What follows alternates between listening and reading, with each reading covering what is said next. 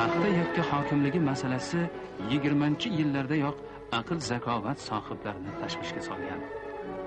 Respublika tashkil etilganidan ko'p o'tmay, O'zbekiston Markaziy ijroiya qo'mitasining yig'ilishida Fayzulla Xo'jayev bunday deganida: qishloq xo'jaligimizdagi boshqa barcha ekinlar zarariga bo'lsa ham paxtani rivojlantirish kerak degan fikr xato bo'lgan. Butun ekin maydonining 95%ga chigit ekkan bo'lsang, bu yo'l qo'yib bo'lmaydigan xatodir. Shunday qilginki, 100% ekin maydonidan 85-88%ga paxta, qolganiga beda, oziq-ovqat ekinlari ekilsin, toki har bir kolxozchi yaxshiroq ishlaydigan bo'lsin. U ham real paxta maydoni uchun kurashsin. Agar bu muhim masala hal etilmay qoladigan bo'lsa, paxtani oq oltin ekanligidan nima foyda? Denov, Qoradaryo, Jarqo'rg'on, Paxtahisor, Buxoro, Vobkent rayonlarida bo'ldim.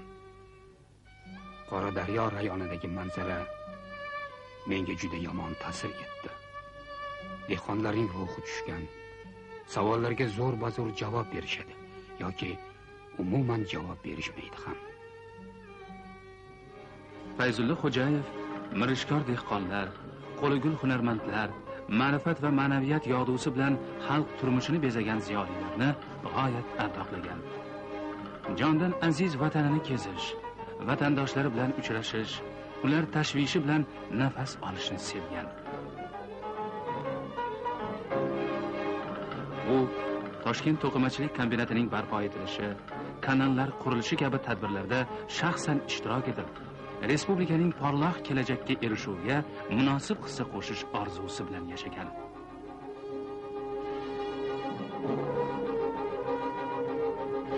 Lekin u ona vatanining gullab yashnashini, vatandoshlarining farovon hayotga erishishlarini qanchalik istamasin, bolsheviklar tuzumi bu serquyosh o'lkani mustamlakachilik zanjirlari bilan chirmab tashlayotgan edi.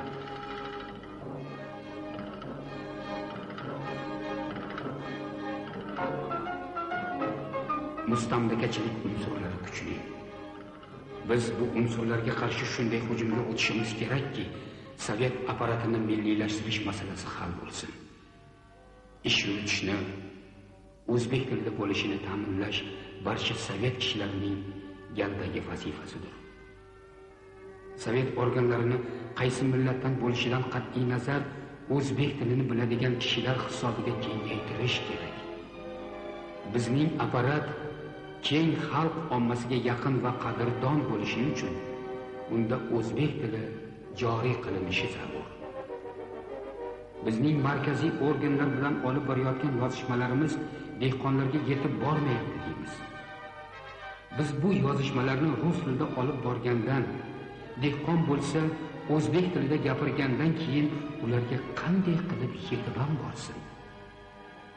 Bizga umuman kadrlar emas, birinchi galda milliy o'zbek kadrlari kerak.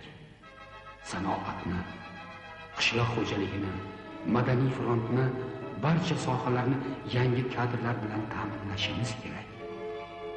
Milliy kadrlarsiz taraqqiy etishimiz amr mahol.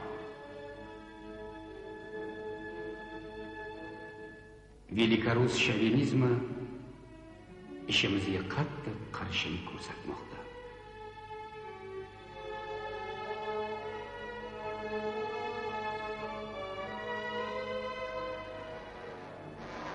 Bir 1937-yilning yoz oylarida Fayzulla Xo'jayev Moskvada hibsga olindi. 38-yilning ko'klamida bo'lib o'tgan sharmandali sud uni oliy jazoga hukm qildi.